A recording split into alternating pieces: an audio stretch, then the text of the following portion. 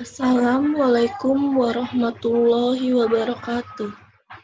Perkenalkan, nama saya Livia Hermani dari Universitas Islam 45 Bekasi, Fakultas Fisip, jurusan Ilmu Administrasi Negara, kelas reguler C. Di sini saya akan mempresentasikan proposal penelitian saya yang berjudul Kebijakan Pemerintah Kota Bekasi dalam memberikan bantuan sosial di masa pandemi COVID-19, studi kasus di Kecamatan Mustika Jaya. Adapun tujuan penelitian ini adalah yang pertama, menganalisis implementasi kebijakan pemerintah Kota Bekasi dalam memperbaiki program bantuan sosial untuk masyarakat terdampak COVID-19 di Kecamatan Mustika Jaya. Kedua, menganalisis persepsi masyarakat terhadap bantuan sosial yang diberikan di masa COVID-19. Ketiga, untuk mengetahui permasalahan yang terjadi dalam penyaluran bantuan dana sosial pada Kecamatan Mustika Jaya. Strategi. Menurut David, pada tahun 2011, strategi adalah sarana bersama dengan tujuan jangka panjang yang hendak dicapai. Strategi bisnis mencakup ekspansi geografis, diversifikasi, akuisisi, pengembangan produk, penetrasi pasar, pengetatan, divestasi, likuidasi, dan usaha patungan atau joint venture. Strategi adalah aksi potensial yang membutuhkan keputusan manajemen puncak dan sumber daya perusahaan dalam jumlah besar. Jadi strategi adalah sebuah tindakan aksi atau kegiatan yang dilakukan oleh seseorang atau perusahaan untuk mencapai sasaran atau tujuan yang telah ditetapkan.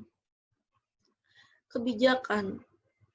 Carl J. Frederick sebagaimana dikutip oleh Leo Agustino pada tahun 2008 mendefinisikan kebijakan sebagai serangkaian tindakan atau kegiatan yang diusulkan seseorang, kelompok atau pemerintah dalam suatu lingkungan tertentu, di mana terdapat hambatan-hambatan atau kesulitan-kesulitan dan kesempatan-kesempatan terhadap pelaksanaan usulan kebijaksanaan tersebut dalam rangka mencapai tujuan tertentu.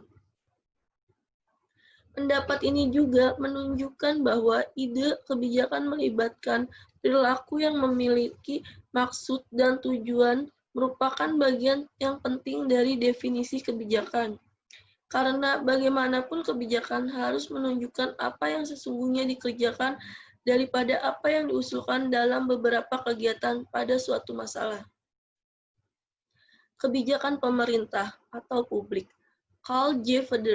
Friedrich dalam Sunarko 2003 mendefinisikan kebijakan pemerintah adalah suatu arah tindakan yang diusulkan pada seseorang, golongan, atau pemerintah dalam suatu lingkungan dengan halangan-halangan dan kesempatan-kesempatannya, yang diharapkan dapat memenuhi dan mengatasi halangan tersebut di dalam rangka mencapai suatu cita-cita atau mewujudkan suatu kehendak serta suatu tujuan tertentu.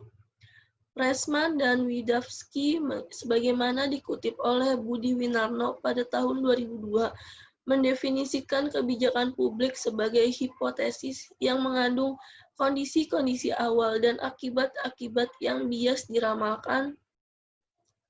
Kebijakan publik itu harus dibedakan dengan bentuk-bentuk kebijakan yang lain, misalnya kebijakan swasta. Hal ini dipengaruhi oleh keterlibatan faktor-faktor bukan pemerintah. Bantuan sosial. Menurut Kementerian Sosial pada tahun 2011, bantuan sosial adalah bantuan yang sifatnya sementara yang diberikan kepada masyarakat miskin dengan maksud agar mereka dapat meningkatkan kehidupannya secara wajar. Program bantuan sosial merupakan salah satu komponen program jaminan sosial yang menjadi bentuk realisasi tanggung jawab pemerintah atau pemerintah daerah yang sangat peduli terhadap kondisi masyarakat yang miskin dan terlantar di tingkat bawah. Adapun jenis-jenis bantuan sosial. Dilansir dari situs Bekasi Cup oleh Newsroom, pemerintah Kabupaten Bekasi telah menyalurkan berbagai bantuan sosial untuk masyarakat terdampak COVID-19, baik bantuan sosial dari pemerintah pusat, Pemprov Jawa Barat, maupun bantuan sosial dari pemerintah Kabupaten Bekasi. Adapun jenis bantuannya yaitu Program Keluarga Harapan atau PKH, Program Sembako RI, Program Sembako Perluasan atau KKS COVID-19 RI, Bantuan Tunai dan Non-Tunai Gubernur Jawa Barat, Bantuan Paket Sembako Pemerintah Kabupaten Bekasi, Usulan Calon Penerima Manfaat Bantuan Sosial Tunai Kementerian Sosial RI. Surat Edaran Menteri Desa Nomor 8 Tahun 2020.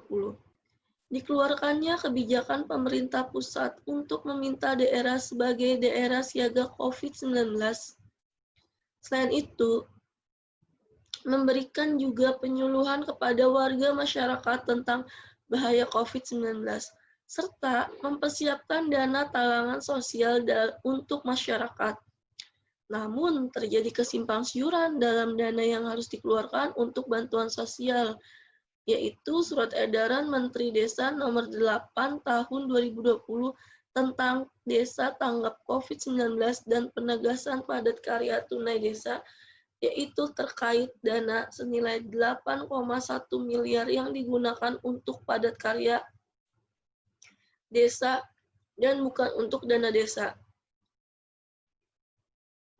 Sedangkan dalam Instruksi Menteri Dalam Negeri Republik Indonesia tahun Nomor 3 Tahun 2020, memerintahkan Bupati kepada Kepala Desa untuk menggeser dana padat karya desa digunakan untuk bantuan sosial COVID-19 dan masalah sosial. Karena antara Surat Edaran Nomor 8 Tahun 2020 dari Menteri Desa dan Instruksi Menteri Dalam Negeri Nomor 3 Tahun 2020 dari Menteri Dalam Negeri berbeda. Selang beberapa minggu kemudian muncul Surat Edaran Menteri Desa Nomor 11 Tahun 2020 yang berisi tentang memperkuat Surat Edaran Nomor 8 Tahun 2020 tentang padat karya dan dana desa yang bisa digunakan untuk bantuan langsung tunai atau BLT.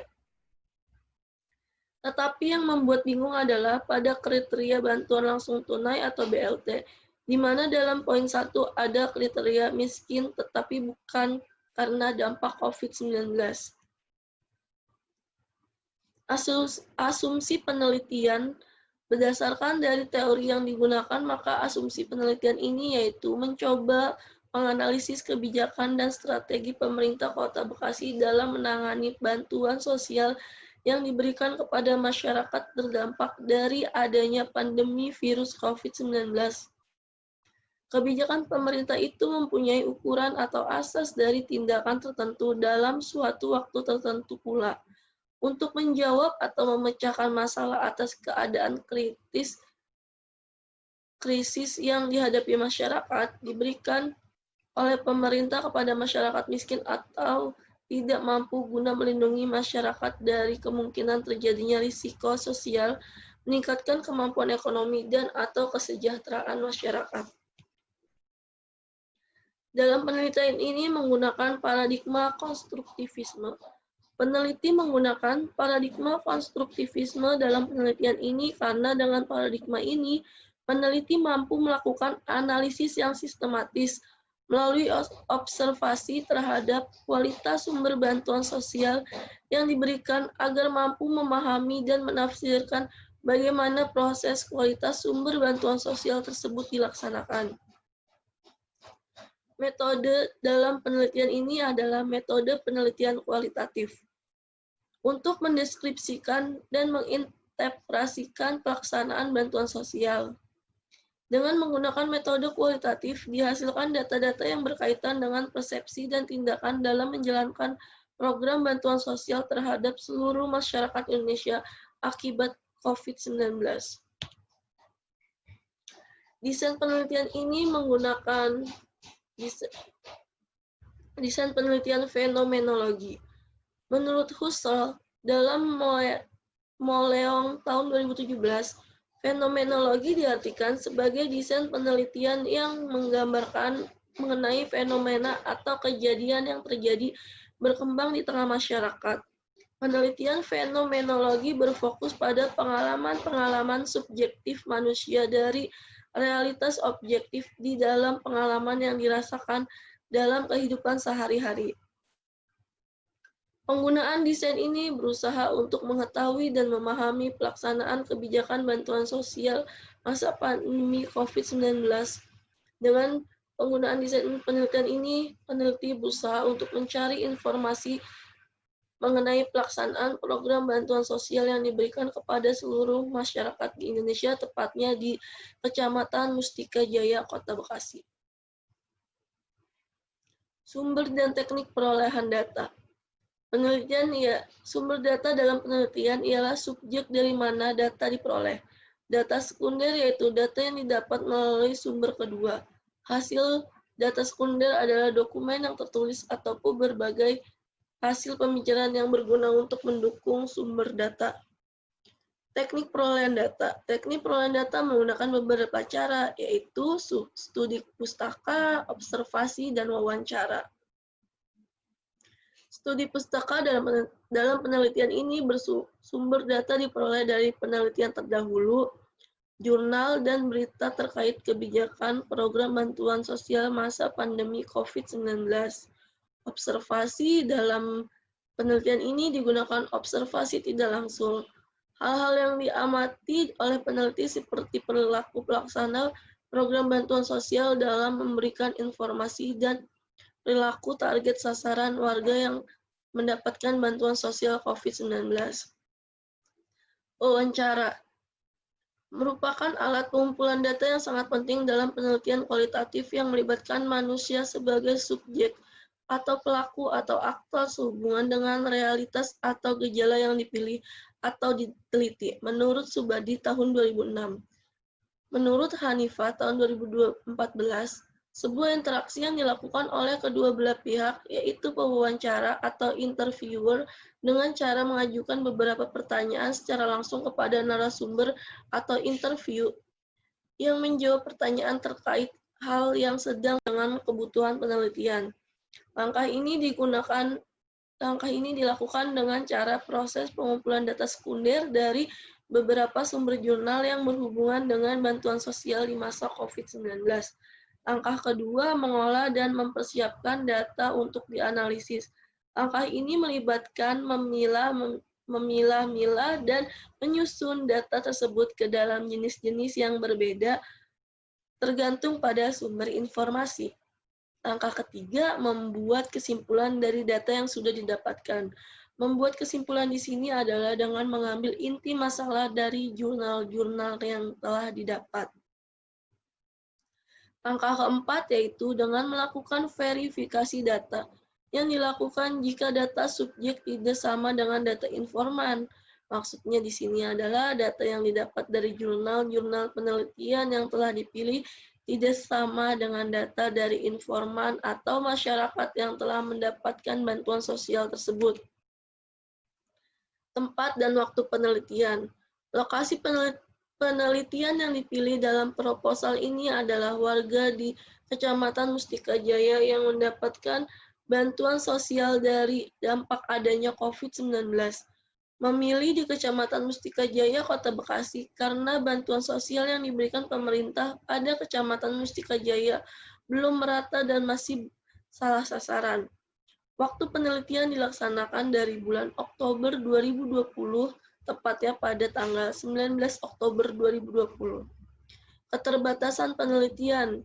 Dalam penelitian ini menggunakan metode penelitian kualitatif dengan desain penelitian fenomenologi, di mana peneliti harus mengecek setiap info terbaru dari perkembangan masyarakat. Karena penelitian ini merupakan penelitian pertama yang dilakukan oleh peneliti dengan menggunakan data sekunder, sehingga dalam melakukan penelitian dan observasi tidak langsung masih ada keterbatasan.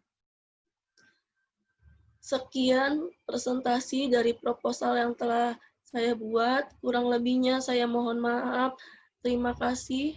Wassalamualaikum warahmatullahi wabarakatuh.